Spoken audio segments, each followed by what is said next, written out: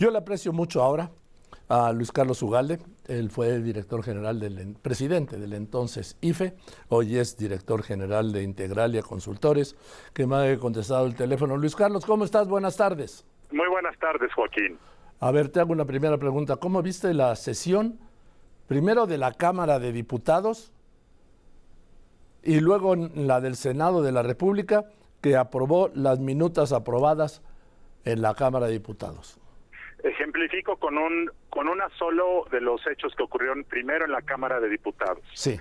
Durante muchos años López Obrador dijo que el seguro popular ni era seguro ni era popular, y cuando llegó al gobierno sin ningún diagnóstico y a la carrera, lo elimina y crea el INSABI, el Instituto de Salud. Y a los 4 años en los hechos se da cuenta de que eso no funciona y es un fracaso.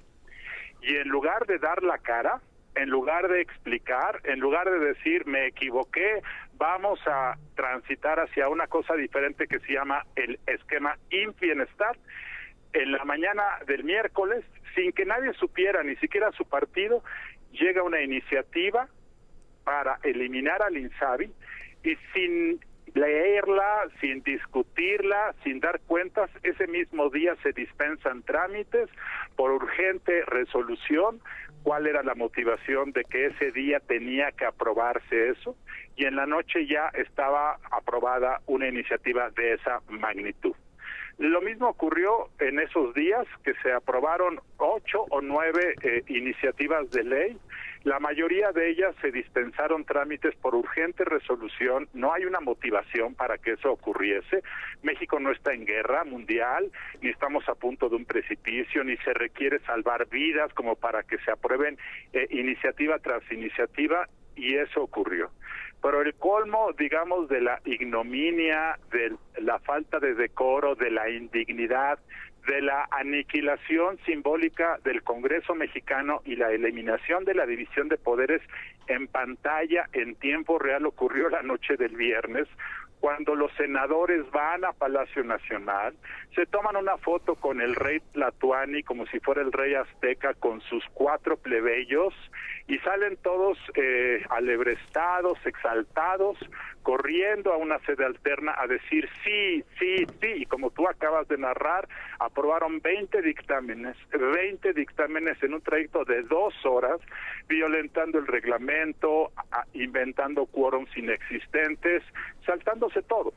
Y cuando tú lees además las explicaciones de los senadores de Morena exaltados, decían la oposición mezquina, la derrotamos, arriba el obradorismo. Es decir, es una exaltación creada por el presidente simplemente para navegar ya en un tono de mayor polarización, de mayor provocación, y me parece sumamente grave lo que vimos la semana pasada.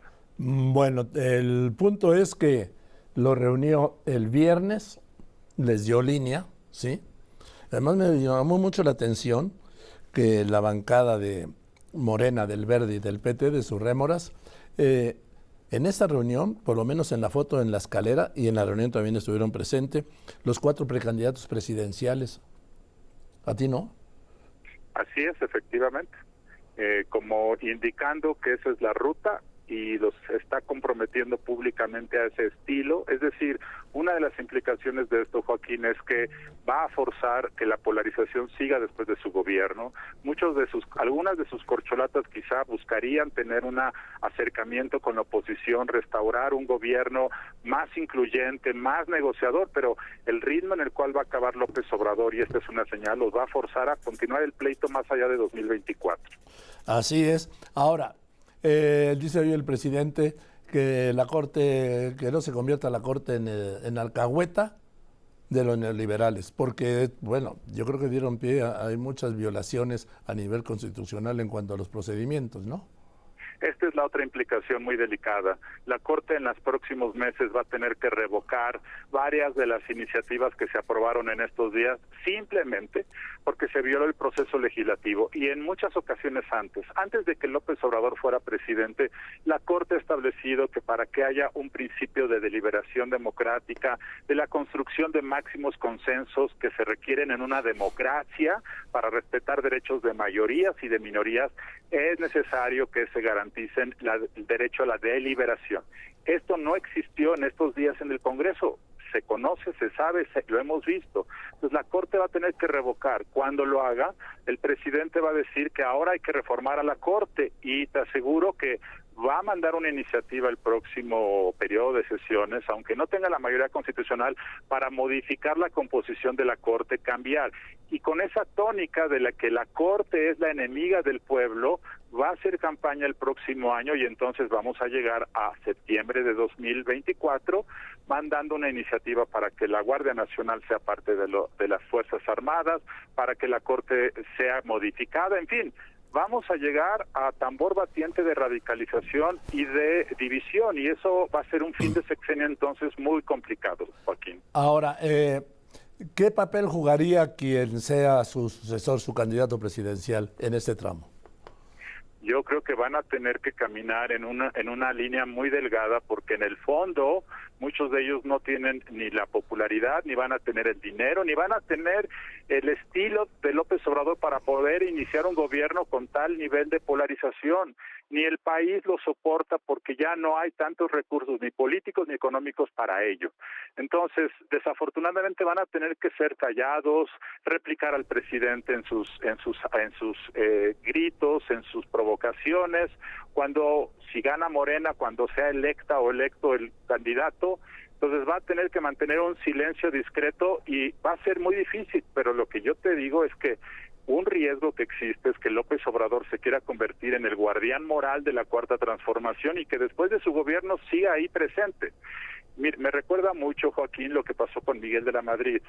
Cuando él gana la presidencia, López Portillo nacionalizó la banca, y recuerdo que acude... El 1 de septiembre del 82, a 30 días del cambio de poderes. Y acude, y recuerdo, yo era muy pequeño, pero recuerdo que me platican su rostro, que estaba totalmente desencajado, pero no podía decir nada. Sí. Hasta que llega a la presidencia empieza a querer recomponer. Bueno, así va a ser el inicio del próximo gobierno, y López Obrador va a querer forzar que su sucesora o sucesor siga en la misma línea, y creo que va a cargarles las baterías para que tengan que navegar en esa ruta una temporada al menos. Y si no lo hace el sucesor, Luis Carlos, estoy hablando con Luis Carlos Ugalde, expresidente del entonces IFE o INE, director general hoy de Integralia Consultores, y si no lo hiciera el sucesor o sucesora, ahí tiene el recurso. Es que es muy listo, esto le entiende mucho López Obrador.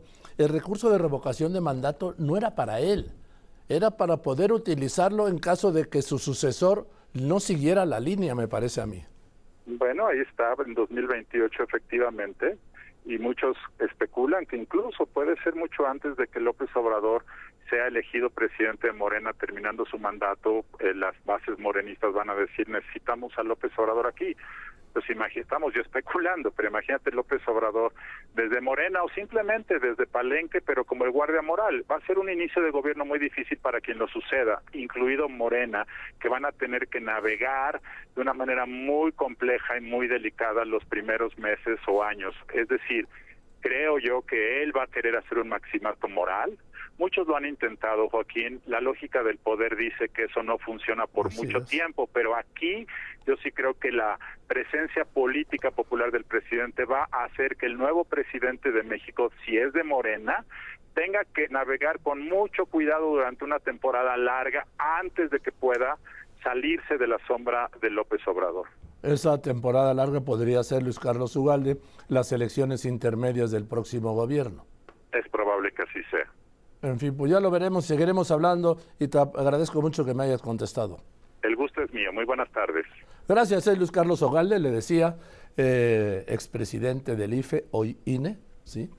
En las elecciones de 2006, él era el presidente del IFE y hoy director de Integralia Consultores. Voy a unos anuncios, y después de los anuncios